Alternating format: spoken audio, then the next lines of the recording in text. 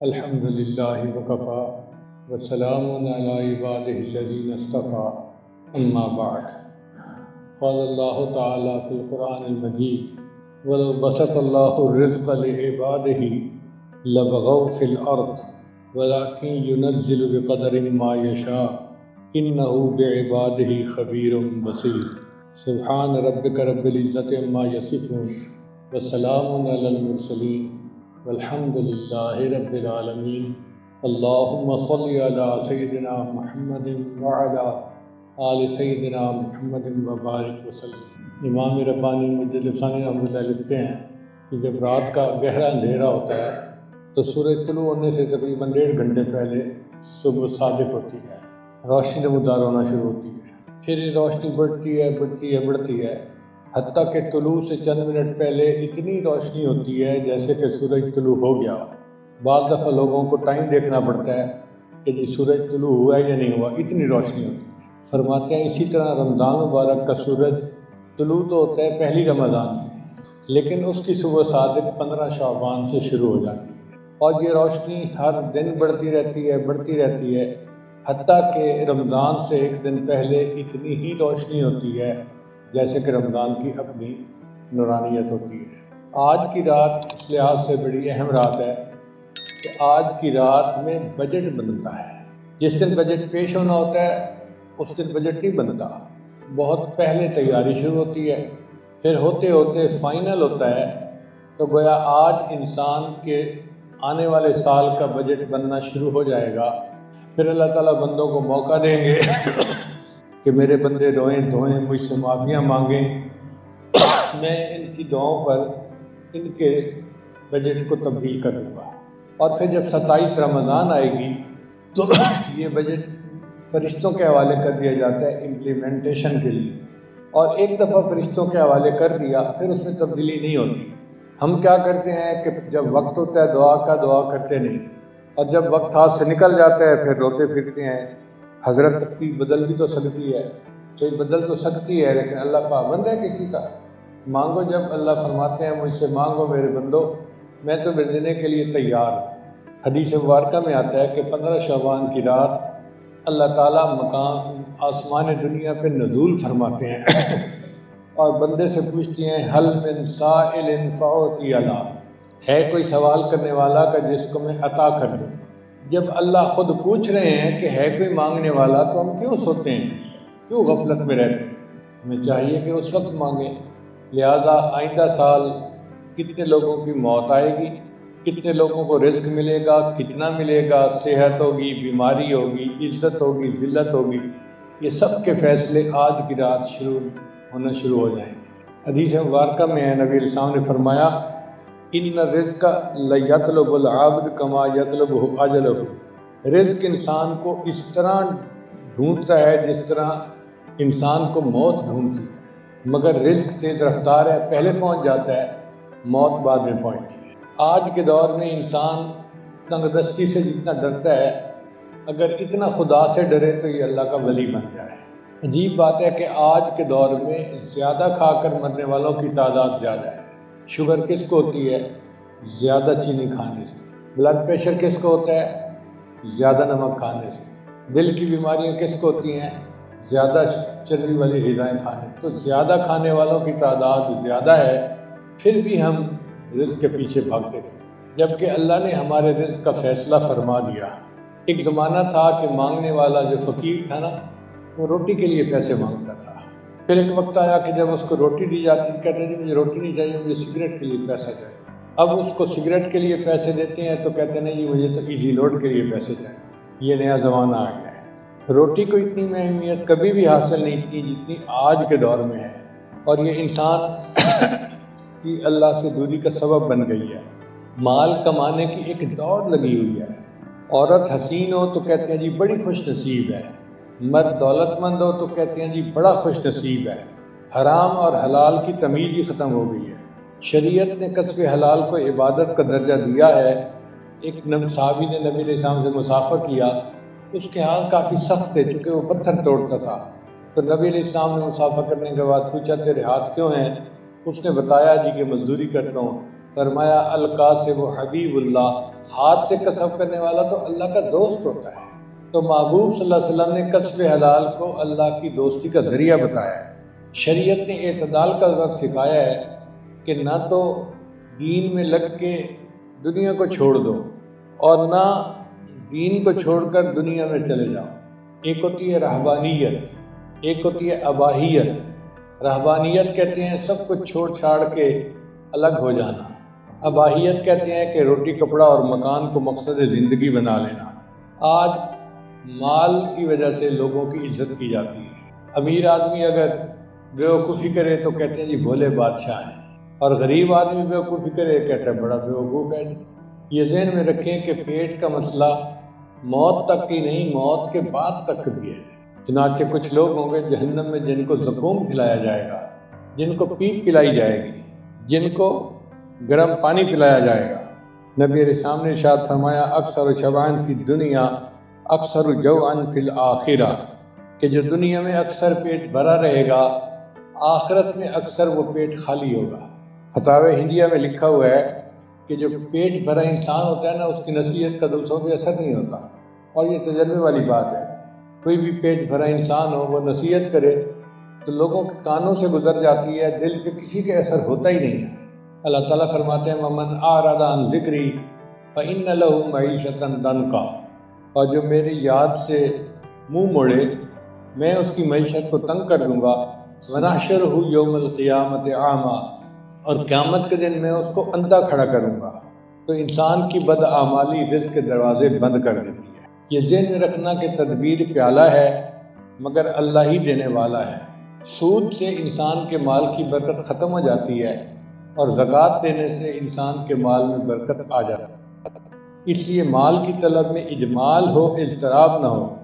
آج کے دور کا سب سے بڑا فتنہ ہے، ہر بندہ چاہتا ہے یا لیت لنا مثل ما اوتی قارون، اے کاش میرے پاس اتنا مال ہوتا جتنا قارون کے پاس تھا۔ اللہ فرماتے ہیں نحن قسمنا بینہم معیشتہم، ہم نے ان کے درمیان معیشت کو تقسیم کیا ہے، یعنی اللہ رزق کو تقسیم کرتے ہیں۔ اب اللہ کی تقسیم پر راضی رہنے والا اللہ کا محبوب ہوتا ہے۔ خواجہ باجی بستامی رحمۃ اللہ نے ایک جگہ نماز پڑھی تو امام صاحب نے ان سے پوچھا من این تأکل، تم کہاں سے کھانا کھاتے ہو؟ انہوں نے جواب میں کہا اصبر حتی اعید الصلاۃ، صبر کر حتیٰ کہ میں نماز دہرا لوں، التی صلیتها خلفک، جو میں نے تمہارے پیچھے پڑھی، حیث شککت فی رازق المخلوقین، اس لیے کہ تو نے مخلوق کے رازق کے بارے میں شک کیا ہے۔ باجید الصابر کا یقین اتنا بنا، فرمایا کرتے تھے اگر زمین تانبے کی بنا دی جائے اور آسمان سے ایک قطرہ بھی پانی نہ گرے اور ساری مخلوق کو میرا عیال بنا دیا جائے تو مجھے ان کی پرواہ نہیں، اللہ ان کو رزق کھلائے گا۔ تو بنو کا ایک نشئی تھا، کسی نے کہا تمہیں پتہ ہے آٹا مہنگا ہو گیا ہے؟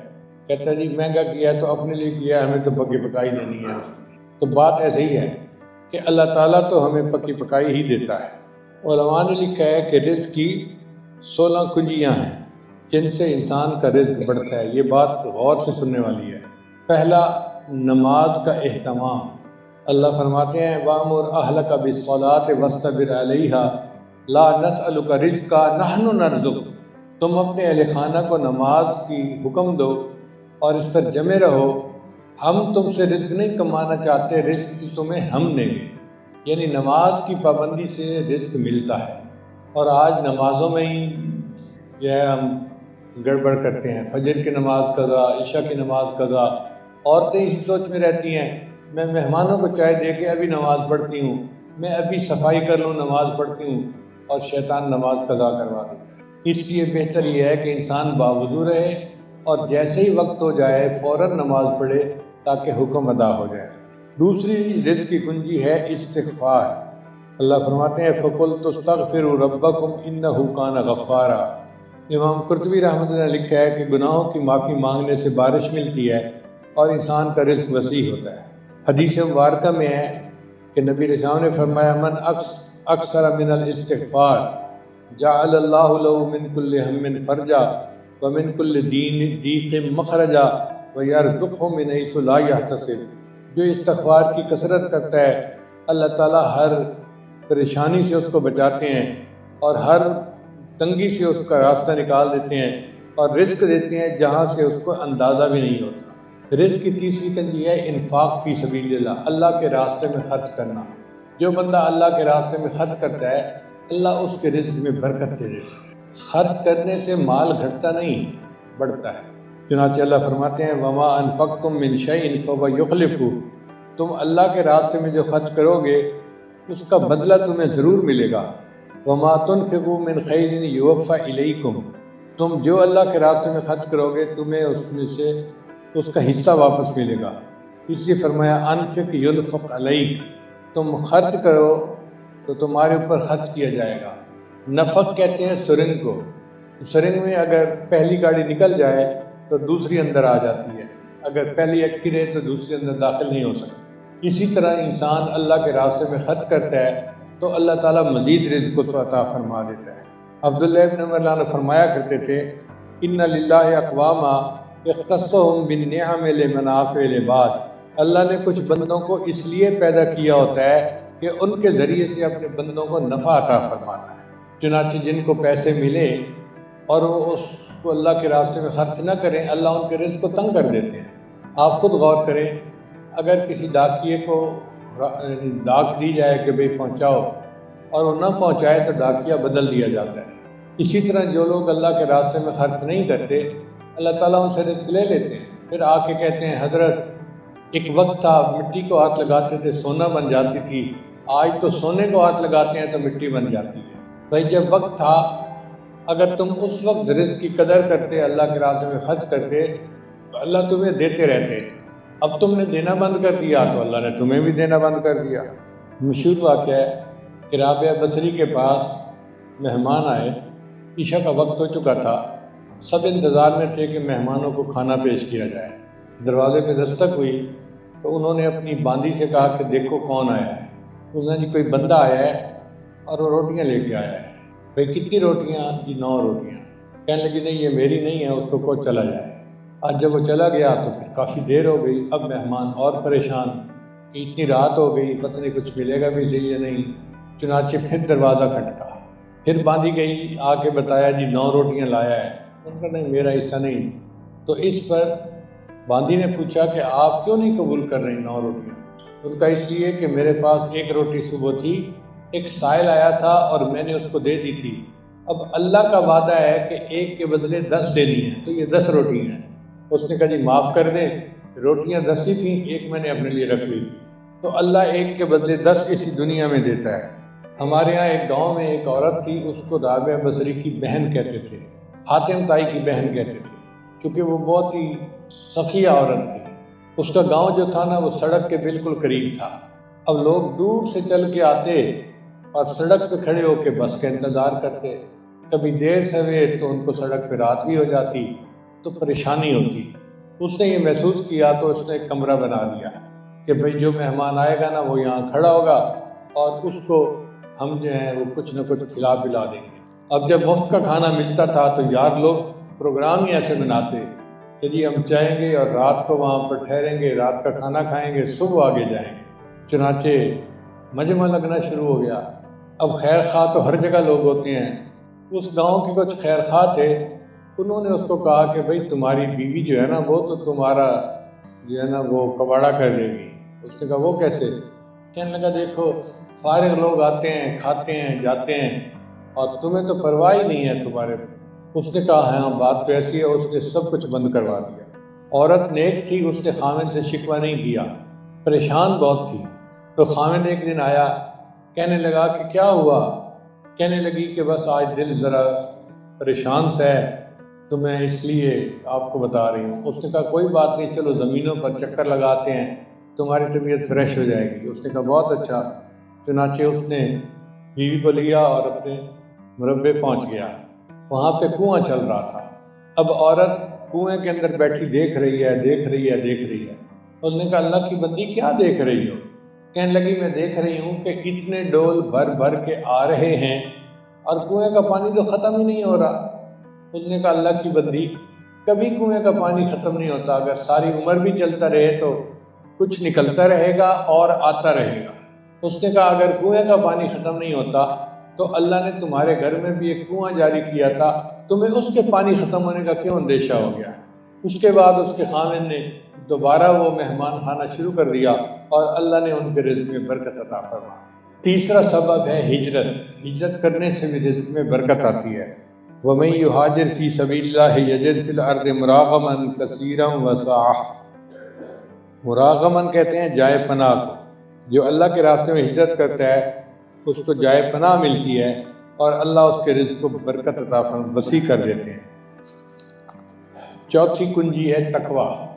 اللہ فرماتے ہیں وَلَوْ أَنَّ أَهْلَ الْقُرَىٰ آمَنُوا وَاتَّقَوْا، اگر یہ بستی دیسوں والے تقوی اختیار کرتے، ایمان لاتے، لَفَتَحْنَا عَلَيْهِمْ بَرَكَاتٍ مِّنَ السَّمَاءِ، ہم ان پر آسمان سے برکتوں کو نازل فرما دیتے۔ دوسری جگہ اللہ فرماتے ہیں وَمَن يَتَّقِ اللَّهَ يَجْعَل لَّهُ مَخْرَجًا وَيَرْزُقْهُ مِنْ حَيْثُ لَا يَحْتَسِبُ، جو تقوی اختیار کرتا ہے اللہ اس کے لیے مخرج بنا دیتا ہے اور ایسی طرف سے رزق دیتا ہے جس کا اس کو گمان بھی نہیں ہوتا۔ حدیث مبارکہ میں ہے علیک بتقوی اللہ، تمہارے اوپر تقوی لازم ہے، فإنہ جماع کل خیر، یہ ہر چیز کا جامع ہے۔ سفیان ثوری رحمۃ اللہ فرمایا کرتے تھے اتق اللہ، اللہ سے ڈرو، فما رأیت تقیا محتاجا، میں نے کبھی کسی متقی بندے کو محتاج نہیں دیکھا۔ اس لیے آپ نے کبھی کسی حافظ عالم قاری کو بھوک سے مرتے نہیں دیکھا ہوگا، بلکہ امام مسلم رحمۃ اللہ علیہ تو زیادہ کھانے کی وجہ سے فوت ہو گئے، حدیث کا مطالعہ کر رہے تھے اور ساتھ کھجوریں کھا رہے تھے، اتنی کھجوریں کھا لیں کہ اس کی وجہ سے موت واقع ہو گئی۔ تو زیادہ کھا کے مرنے کی مثالیں تو موجود ہیں، محتاج ہو کر مرنے کی مثالیں نہیں ہیں۔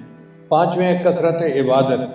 حدیث مبارکہ میں نبی علیہ السلام نے حدیث قدسی ہے، اللہ فرماتے ہیں تفرغ لعبادتی، اے میرے بندے میری عبادت کے لیے فارغ ہو جا، املا صدر کا غنا، میں تیرے سینے کو غنا سے بھر دے گا، واسد فقر کا، اور تیرے فقر کو روک دوں گا۔ اور اگر تو ایسا نہیں کرے گا میں تیرے تیرے ہاتھوں کو کاموں میں الجھا دوں گا اور لوگوں کی طرف تیری محتاجی کو ختم نہیں کروں گا۔ آج ایسا ہی ہے کہ لوگ کماتے تو بہت ہیں لیکن محتاجی ختم نہیں ہوتی، ہر وقت ان کو ضرورت ہوتی ہے مال پیسے کی۔ پھر چھٹا فرمایا، چھٹی کنجی کثرت حج عمرہ۔ نبی صاحب نے فرمایا کہ حج اور عمرہ فقر اور گناہوں کو اس طرح دور کرتے ہیں جس طرح بھٹی سونے چاندی کی میل کو دور کر دیتی ہے۔ ساتواں ہے صلہ رحمی۔ صلہ رحمی کرتے ہیں اپنے رشتہ داروں کے ساتھ اچھا سلوک رکھنا۔ ابو ہریرہ فرماتے ہیں کہ جو شخص اپنے رزق میں کشادگی اور عمر میں اضافہ کرنا چاہے وہ صلہ رحمی کرے، یہ بخاری شریف کی روایت ہے۔ حدیث مبارکہ میں بخاری شریف کی روایت ہے وَمَنْ أَحَبَّ أَنْ يُزَادَ فِي عُمْرِهِ وَيُزَادُ فِي رِزْقِهِ فَلْيَصِلْ رَحِمَهُ، جو بندہ چاہے کہ میری عمر میں اضافہ ہو اور میرے رزق میں اضافہ ہو اس کو چاہیے کہ صلہ رحمی کرے۔ حدیث مبارکہ میں اللہ فرماتے ہیں نبی صاحب نے فرمایا لَعَلَّكُمْ تُرْزَقُونَ بِضُعَفَائِكُمْ، کہ تمہیں تمہارے بوڑھوں کی وجہ سے، کمزوروں کی وجہ سے رزق دیا جاتا ہے، جن کو ہم سر کا بوجھ سمجھتے ہیں نا کہ جی بابا تو اب بوجھ ہو گیا ہے، اماں بوجھ ہو گئی ہے، دادو بوجھ ہو گیا ہے، دادا بوجھ ہو گیا ہے، ان کی وجہ سے تمہیں رزق دیا جاتا ہے۔ اگر ان کی وجہ سے رزق نہ دیا جاتا تو تم بھوکے مر جاتے۔ اللہ فرماتے ہیں وَلَوْ يُؤَاخِذُ اللَّهُ النَّاسَ بِمَا كَسَبُوا مَا تَرَكَ عَلَى ظَهْرِهِ دَابَّةٌ، اگر اللہ لوگوں کو ان کے اعمال کی وجہ سے پکڑنے پہ آ جاتا تو زمین کے اوپر کوئی جاندار بھی نہ بچتا۔ تو اگر ہمیں رزق ملتا ہے تو ہمارے کمزوروں، بیماروں، بوڑھوں کی وجہ سے مل رہا ہوتا ہے۔ پھر نویں کنجی ہے رزق۔ اللہ پہ توکل کرتا ہے اللہ اس کے لیے کافی ہو جاتا ہے۔ فرمایا لو انکم تتوکلون علی اللہ حق توکلہ، اگر تم اللہ پر توکل کرو جیسے توکل کرنے کا حق ہے، لرزقکم کما ترزق الطیر، تو اللہ تمہیں رزق دے گا جیسے کہ پرندوں کو رزق دیتا ہے۔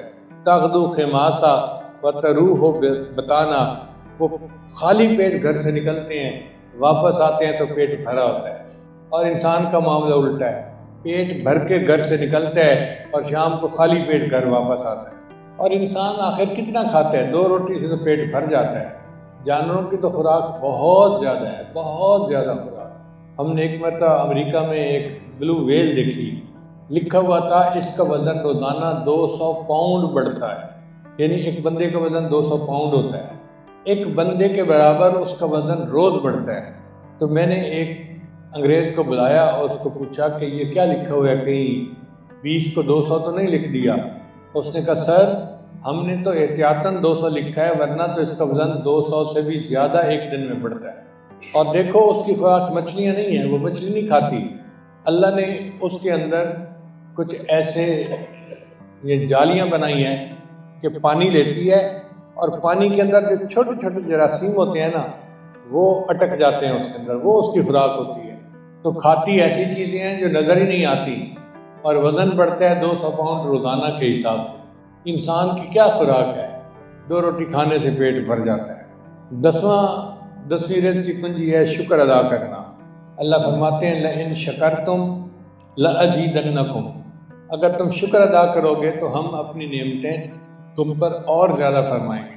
اس امت میں ایک بزرگ گزرے ہیں ابن عطا اسکندری رحمۃ اللہ علیہ، وہ فرمایا کرتے تھے من لم یشکر النعم فقد تعرض لزوالها، جس نے اللہ کی نعمتوں کا شکر کیا اس نے اس نعمت کو ختم ہونے سے روک لیا۔ ومن شکرها فقد قید بعقالها، اور جس نے نعمت کا شکر ادا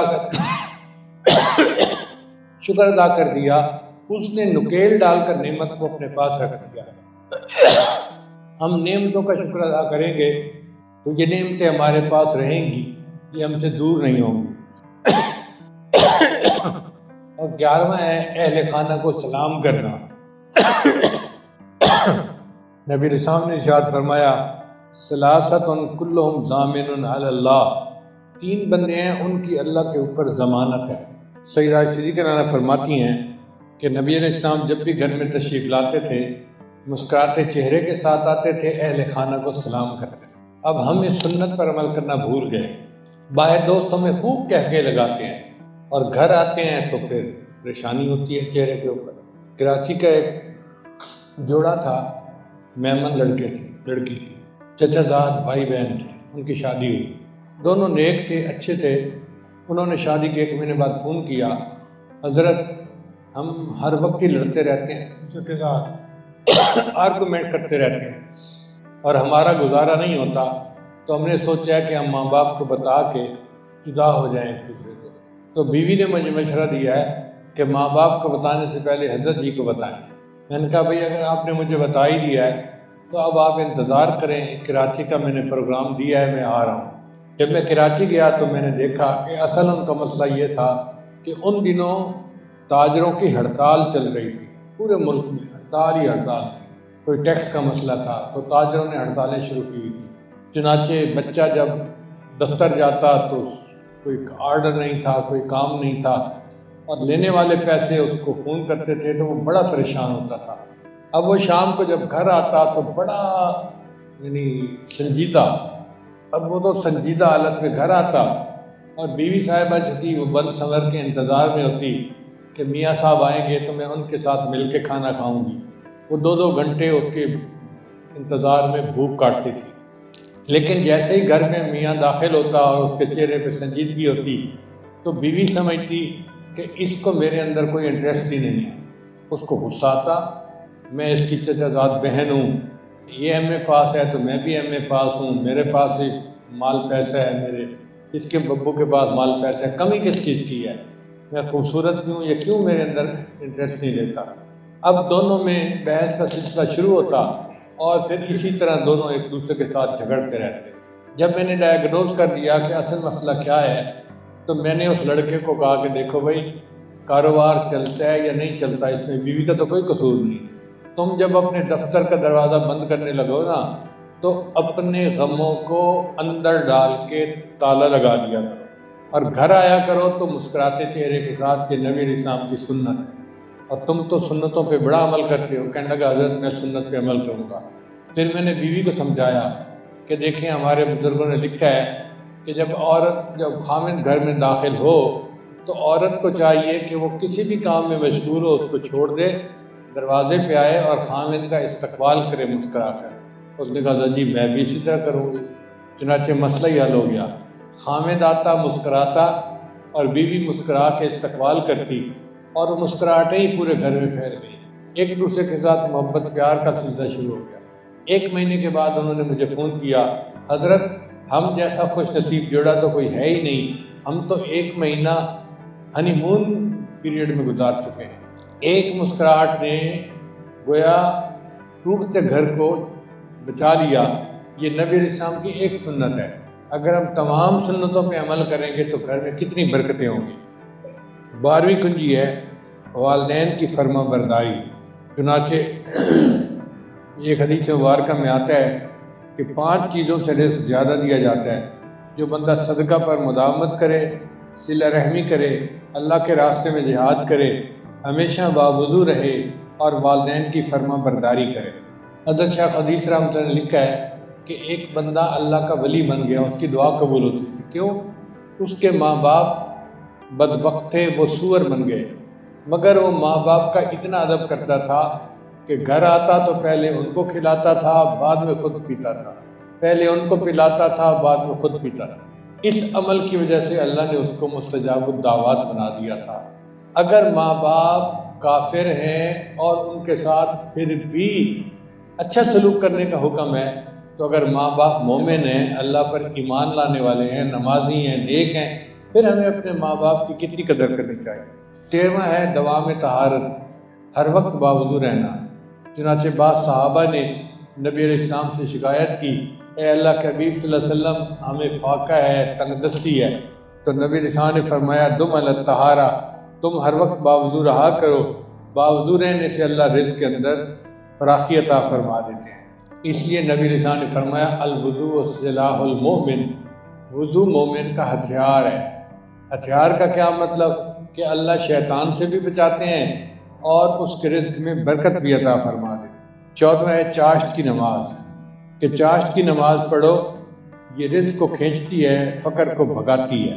15واں ہے سورہ واقعہ، حدیث مبارکہ میں ہے من قرأ سورۃ الواقعہ فی کل لیلۃ لم تصبہ فاقۃ ابدا، کہ جب کوئی بھی بندہ رات کو سورہ واقعہ پڑھتا ہے اس کو کبھی فاقہ نہیں آتا۔ حضرت عبداللہ بن مسعود اللہ عنہ ایک فقیر آدمی تھے، ان کے پاس سیدنا عثمان غنی لانا ہے، اور عثمان غنی کو اللہ تعالیٰ نے بہت مال دیا تھا۔ تو عثمان غنی لانا نے ان کو کہا کہ میں چاہتا ہوں کہ آپ کو کچھ پیسے دے دوں، آپ کی بیٹیاں ہیں تو ان کے لیے آسانی ہو جائے گی۔ کہا مجھے ضرورت نہیں ہے، میں نے بچیوں کو سورہ واقعہ سکھا دی ہے، وہ سورہ واقعہ پڑھیں گی، اللہ ان کو فاقے سے بچائیں گے۔ صحابہ کا اتنا یقین پکا تھا سورہ واقعہ کے اوپر۔ پھر 16ویں کنجی ہے دعا کرنا۔ ایک صحابی نے نبی علیہ السلام کے سامنے قرضے کی شکایت کی تو نبی علیہ السلام نے دعا سکھائی، اللہم انی اعوذ بک من الہم والحزن واعوذ بک من العجز والکسل واعوذ بک من الجبن والبخل واعوذ بک من غلبۃ الدین وقہر الرجال۔ نبی علیہ السلام امت کو بے سہارا چھوڑ کے نہیں گئے، نبی علیہ السلام نے ان کو طریقے بتائے جس سے اللہ ان کو رزق بھی دے گا اور ان کو دنیا کے اندر آسانیاں بھی مہیا فرمائے گا۔ ہمارے ایک دوست تھے، وہ گنجے تھے، تو میں ان کو پیار سے کہتا تھا فارغ البال، آپ تو بڑے فارغ البال ہیں۔ تو چونکہ محبت کا تعلق تھا وہ مسکرا پڑتے تھے۔ اب ایک دفعہ میں نے دیکھا کہ انہوں نے اتنے سارے بال لگوائے ہوئے تھے اور یوں اپنے گنج کو روکا ہوا تھا۔ تو میں نے ان سے پوچھا کہ بھائی یہ بال کہاں سے آ گئے؟ کہنے لگے جی ٹرانسپلانٹ کروائے ہیں۔ میں نے کہا تم کروڑوں پتی بندے ہو، اگر لگوانے تھے تو سارے بال لگوا دیتے۔ کہنے لگا حضرت ایک بال کا $1 دیا ہے اور یہ $10,000 دے کر میں نے 10,000 بال لگوائے ہیں۔ تو میں حیران ہو گیا، اگر اتنے سے بال 10,000 بنتے ہیں تو پھر ایک بندے کے سر کے اوپر تو لاکھوں بال ہوں گے۔ اب اگر ایک بندے کے سر کے اوپر لاکھوں بال ہیں تو ایک بکری کے اوپر کتنے بال ہوں گے؟ آپ اندازہ لگا سکتے ہیں، میرا خیال ہے کروڑوں کے حساب سے بال ہوں گے۔ پھر نبی علیہ السلام نے ایک قبیلے کا نام لیا، اس کا نام تھا قبیلہ کلب، بنی کلب۔ بنی کلب جو ہے یہ بکریاں پالنے میں بڑے مشہور تھے، ہر گھر والے بکریاں پالتے تھے۔ ان کی بکریاں اتنی تھیں کہ 2 پہاڑوں کے درمیان کی جگہ کو بھر دیتی تھی۔ محدثین نے لکھا ہے کہ 2 پہاڑوں کے درمیان 12 کلومیٹر کا فاصلہ تھا۔ اب آپ اندازہ لگائیں کہ جو بکریاں 12 کلومیٹر میں پوری آتی ہیں ان کے جسم پر کتنے بال ہوں گے۔ اس کا معنی ہے اربوں خربوں بال ہوں گے، بھیڑ بکریوں کے بالوں کے برابر۔ اللہ تعالیٰ آج کی رات بنی کلب کی بھیڑوں بکریوں کے بالوں کے برابر جہنمی جہنم سے بری فرماتے ہیں۔ اس لیے آج کی رات بہت اہم ہے کہ ہم اپنے گناہوں کی معافی مانگیں اور اللہ تعالیٰ سے فریاد کریں کہ اللہ آج رات جب اربوں خربوں لوگ بخشے جائیں گے، تیری ایک نگاہ کی بات ہے، میری زندگی کا سوال ہے، اے اللہ مہربانی فرما دینا، ہمارے گناہوں کو بھی معاف فرما دینا۔ چند باتیں ایسی ہیں اگر وہ عورت کرے تو علماء نے لکھا ہے کہ وہ سیدھی جہنم میں جائے گی۔ وہ باتیں کون سی ہیں؟ آپ دیکھیں اکثر عورتیں یہ فکریں بولتی ہیں۔ سب سے پہلی بات خامد کو کہتی ہیں تم کسی کام کے نہیں ہو، یہ تو عام سا فکر ہے۔ پھر دوسری بات تمہیں تو عقل ہی نہیں ہے۔ تیسری بات میں اپنے گھر میں زیادہ خوش تھی، تمہارے پاس آ کے تو میں پریشان ہو گئی۔ اور چوتھی بات میری زندگی کی سب سے بڑی غلطی تمہارے ساتھ نکاح کرنا تھا۔ یہ چار فکرے ایسے ہیں کہ جن کو بولنے سے عورت جہنم میں جائے گی، اس کو اللہ تعالیٰ اپنی رحمت سے محروم فرما دیں گے۔ تو آج کی رات اس قسم کی غلطیوں کی معافی مانگنے کی رات ہے، اپنے گناہوں سے سچی توبہ کرنے کی رات ہے۔